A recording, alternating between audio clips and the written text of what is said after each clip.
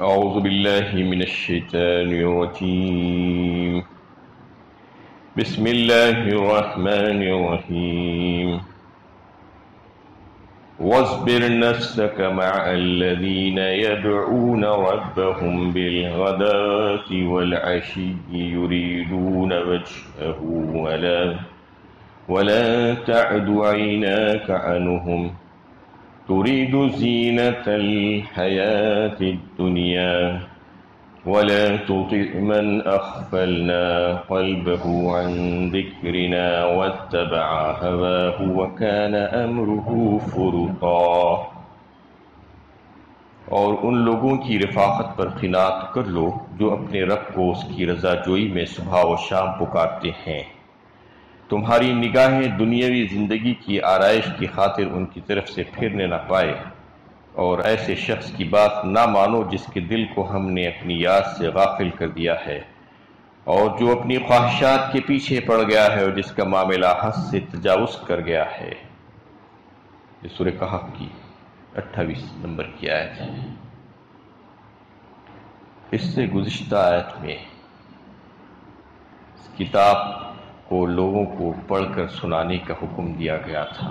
مطلب یہ ہے قرآن کریم کو لوگوں کے سامنے پیش کیا جائے. آپ صلی اللہ علیہ وسلم یہی کام کرتے تھے.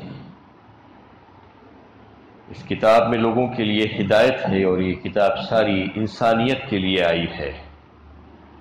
یہ مخصوص نہیں ہے صرف مسلمانوں کے لیے، بلکہ قیامت تک آنے والے سارے انسان اس سے فائدہ اٹھا سکتے ہیں. جو کوئی اس سے فائدہ اٹھانا چاہے اور اس کو سننا چاہے، اس کو اس کتاب میں سے سنانا چاہیے.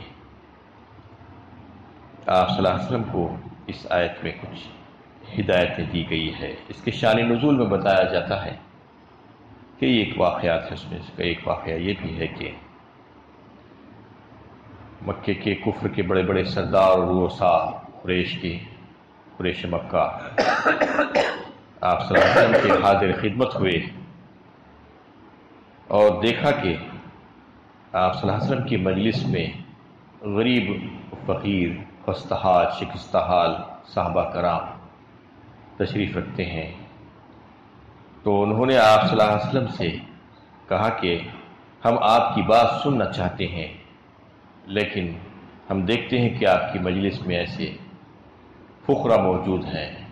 اگر آپ ان کو ہٹا دیں تو ہم آپ کی مجلس میں بیٹھ سکتے ہیں، یا ہمارے لیے ایک دوسری مجلس لگا دیجیے، کیونکہ ہم ان کے ساتھ نہیں بیٹھ سکتے. اس پر یہ آیت نازل ہوئی، اور اللہ تعالیٰ نے آپ صلی اللہ علیہ وسلم کو اس سے منع کیا، ان کا مشورہ قبول کرنے سے سختی کے ساتھ. اور کہہ دیا گیا کہ وَاصْبِرْ نَفْسَكَ، آپ ان لوگوں کے ساتھ جمے رہیے، جڑے رہیے. کون لوگ؟ وہی جو پریشان حال، نیک، سچے، مخلص مسلمان ہیں، جو غریب ہیں لیکن ان کا دل اللہ کی طرف لگا ہوا ہے. یدعون ربہم، وہ پکارتے ہیں اپنے رب کو، بالغداۃ والعشی، صبح اور شام مسلسل اللہ کی عبادت میں لگے ہوئے رہتے ہیں، اور اللہ تعالیٰ کے احکامات کو پورا کرنے والے لوگ ہیں. یریدون وجہہ، اور وہ اللہ کی رضا جوئی اور اس کی خوشنودی حاصل کرنے کے طلبگار ہیں. ان لوگوں کے ساتھ آپ جڑے رہیے، ان کی امداد اور اعانت کیجیے، ان کو اپنے مشوروں میں شریک رکھیے، ان سے مت توڑیے اپنے آپ کو رشتہ، ان کے ساتھ جڑے رہیے. یہ حکم دیا گیا کیونکہ وہ یہ لوگ جو کام کر رہے ہیں وہ اللہ کی رحمت کو قریب کرنے والا، اللہ کی مدد اور نصرت ان کے پاس آنے والی ہے. اس کی وجہ سے وہ جو کفار قریش ہیں وہ تو غفلت کا شکار ہیں، وہ اپنے آپ کو بہت بڑا سمجھ رہے ہیں، وہ تکبر میں پڑے ہوئے ہیں. ان کی ذرا بھی پرواہ مت کیجیے، آپ ان کی طرف نظر ڈال کر بھی مت دیکھیے. ایسی ہی ایک آیت سورہ انعام 7ویں پارے میں بھی گزر چکی ہے. وَلَا تَطْرُدِ الَّذِينَ يَدْعُونَ رَبَّهُمْ بِالْغَدَاةِ وَالْعَشِيِّ يُرِيدُونَ وَجْهَهُ مَا عَلَيْكَ مِنْ حِسَابِهِمْ مِنْ شَيْءٍ وَمَا مِنْ حِسَابِكَ عَلَيْهِمْ مِنْ شَيْءٍ فَتَطْرُدَهُمْ فَتَكُونَ مِنَ الظَّالِمِينَ فرمایا گیا وہاں پر. یعنی آپ ان لوگوں کو علیحدہ مت کیجیے اپنے سے، وہ لوگ جو اللہ کو پکارتے ہیں، اللہ کی عبادت میں مشغول ہیں، وہ سچے اور مخلص مسلمان، بے سہارا مسلمان، ان کو اپنے ساتھ جوڑے رکھیے، کیونکہ آپ کا حساب ان کے ذمے نہیں، ان کا حساب آپ کے ذمے نہیں ہے۔ وہ اللہ کی رضا جوئی کے خاطر اللہ تعالیٰ کی طرف لگے ہوئے ہیں، آپ بھی ان کو اپنے ساتھ ہی رکھیے۔ آپ اگر ان کو اپنے سے علیحدہ کریں گے تو پھر آپ ظلم کرنے والوں میں سے ہو جائیں گے۔ یہ اللہ تعالیٰ نے حکم دیا آپ صلی اللہ علیہ وسلم کو، اور کہہ دیا گیا کہ ان کفار کی جو متکبر کفار ہیں، وہ سردار ہیں، بڑے بڑے روسا ہیں، مالدار لوگ ہیں، وہ جو چاہ رہے ہیں ان کی خواہش آپ ہرگز پوری مت کیجیے، کیونکہ ان کا دل غفلت میں پڑا ہوا ہے۔ وَلَا تُطِيعُ مَنْ أَغْفَلْنَا قَلْبَهُ عَنْ ذِكْرِنَا، اللہ کے ذکر سے بہت دور ہو گئے ہیں وہ لوگ، جس کی وجہ سے اللہ تعالیٰ نے ان کو دور کر دیا ہے، اور وہ خواہشات کے تابع ہو گئے ہیں۔ وَاتَّبَعَ هَوَاهُ، وہ ان کے سارے کام دنیاوی نفس کی خواہشات میں پڑے ہوئے ہیں، لگے ہوئے ہیں، وہ ان کے سارے کام ایسے ہی ہیں، اس لیے ان کی پرواہ بالکل بھی نہ کیجیے۔ جن لوگوں نے ایمان لا کر نبی صلی اللہ علیہ وسلم کی صحبت اختیار کر لی تھی، ان میں بیشتر ایسے ہی تھے جو نہ مالی وسائل رکھتے تھے اور نہ اثر و رسوخ، مگر انہیں اللہ تعالیٰ نے ہدایت ایمان سے نوازا تھا، اس لیے ان کی زندگیاں رضائے الہی کی طلبگار تھی۔ دنیا پرست لوگ ان کو حقیر خیال کرتے ہیں، مگر وہ تھے قیمتی ہیرے۔ اللہ تعالیٰ نے اپنے نبی کو حکم دیا کہ ان کی پوری قدردانی کی جائے، ان کی مدد کی جائے، ان کی اعانت کی جائے، ان کی رفاقت کو اپنے لیے کافی خیال کر لیا جائے۔ ایسا ہرگز نہ ہو کہ ان کی طرف سے توجہ ہٹا کر آپ ان لوگوں کو اہمیت دینے لگو جو مال و دولت اور دنیاوی شان و شوکت کے مالک ہیں مگر اپنے رب سے غافل ہیں۔ اس آیت میں خطاب اگرچہ کہ نبی صلی اللہ علیہ وسلم سے ہے، مگر مقصود منکرین پر یہ واضح کرنا ہے کہ تمہیں اپنی شان و شوکت پر فخر ہے اور تم مخلص اہل ایمان کو حقیر خیال کرتے ہو، مگر اللہ کی نظر میں قدر کی حقیقی مستحق تم نہیں بلکہ اس کے وہ مخلص بندے ہیں۔ اسلام نے نماز باجماعت کا جو طریقہ رائج کیا ہے، اس کی اہم مصلحت یہی بھی ہے کہ مسلمانوں کو ایک دوسرے کی رفاقت میں اثر آئے اور ان کا یہ اجتماع عبادت الہی کا اجتماع ہو اور ان کی یہ مجلس ذکر الہی کی مجلس ہو جائے۔ جب آدمی خدا کے معاملے میں سنجیدہ نہیں ہوتا، اس کا دل اس سے غافل ہو جاتا ہے، تو اللہ تعالیٰ اپنی یاد سے اس کو غافل کر دیتے ہیں۔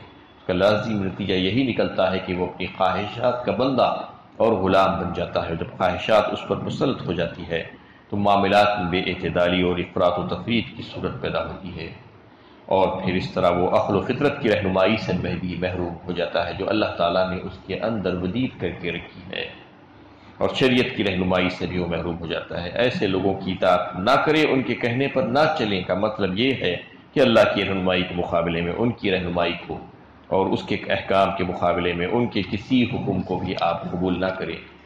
یہ دعوت و تبلیغ کا ایک اصول اللہ تعالیٰ نے اس آیت میں بتا دیا کہ کسی کے ساتھ کوئی امتیاز نہیں بخشا جائے گا، بلکہ ہر ایک برابر ہے، اور دین کے معاملے میں یہ نہیں دیکھا جائے گا کہ کون مالدار ہے اور کون غریب ہے، کیونکہ اگر مالداروں کو الگ مجلس ان کی سجائی جائے گی تو ان کے لیے وہ اعزاز ہو جائے گا، جبکہ پہلے ہی سے وہ متکبر ہیں، اور اس سے وہ غریب حضرات جو اللہ تعالیٰ کی رضا جوئی کے لیے دن رات لگے ہوئے ہیں، ان کی دل شکنی ہو سکتی ہے۔ اس لیے اللہ تعالیٰ نے آپ صلی اللہ علیہ وسلم کو اس سے منع کر دیا اور کہہ دیا گیا کہ آپ ہرگز ان کی پرواہ نہیں کیجیے، بلکہ آپ کے ساتھ جو حضرات لگے ہوئے ہیں بس انہی کی رفاقت پر آپ عنایت کیجیے اور ان سے مشورے لیجیے، ان کا ساتھ دیجیے، ان کی دلجوئی کیجیے اور ان کی تسلی کیجیے۔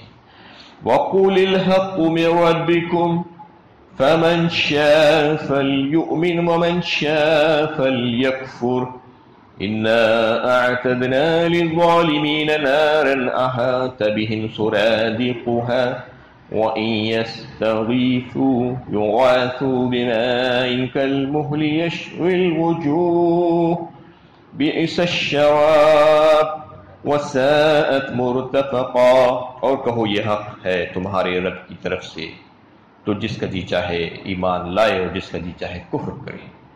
ہم نے ظالموں کے لیے ایسی آگ تیار کر رکھی ہے جس کی قناتوں نے انہیں گھیر لیا ہے، اگر وہ پانی کے لیے فریاد کریں گے تو انہیں ایسا پانی دیا جائے گا جو پگھلی ہوئی دھات کی طرح ہوگا اور ان کا منہ بھون ڈالے گا۔ کیا ہی برا ہے پانی، وہ کیا ہی بری چیز ہے، کیا ہی بری ہے آرام گاہ ان کے لیے۔ اب جب دعوت و تبلیغ کی گئی، سب کچھ ان کے سامنے پیش کر دیا گیا، کلام الہی ان کو سنایا گیا، لیکن جو نہیں سننا چاہتے، جو نہیں ماننا چاہتے، ان تمام واضح دلائل کو سمجھنے کے لیے تیار نہیں ہیں، تو کہہ دیا گیا کہ آپ کہہ دیجئے صاف صاف ان لوگوں سے، ان روسائے قریش سے اور ان تمام لوگوں سے جو اس قرآن کی حقانیت کو قبول کرنا نہیں چاہتے اور اللہ تعالیٰ کی رہنمائی کو پسند نہیں کرتے اور منمانی زندگی گزارنا چاہتے ہیں، تو یہ حق جو دین ہے، دین اسلام، یہ تو آ چکا ہے تمہارے رب کی جانب سے۔ اب مرضی ہے جس کا جو چاہے کرے، جی چاہے کرے۔ فمن شاء فلیؤمن ومن شاء فلیکفر، چاہے تو ایمان لائے، چاہے تو کفر کرے، اس پہ کوئی کرہ نہیں ہے، کوئی زبردستی اللہ تعالیٰ نے بالکل بھی نہیں رکھی ہے، کسی پر جبر نہیں کیا ہے۔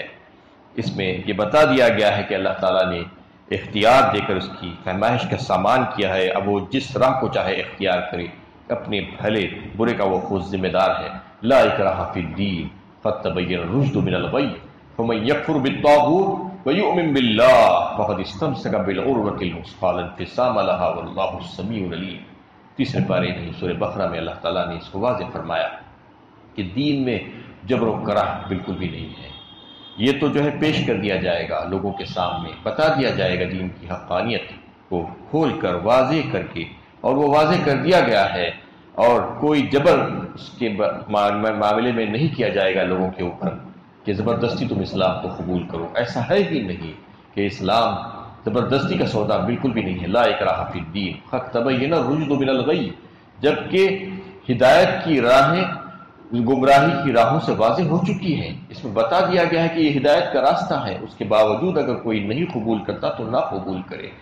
جس نے اس بات کو قبول کر لیا اور مان لیا تو اس کا مطلب یہ ہے کہ اس نے ایک مضبوط کڑے کو تھام لیا جو ٹوٹنے والا نہیں ہے، تو چھوٹ تو سکتا ہے لیکن ٹوٹ نہیں سکتا۔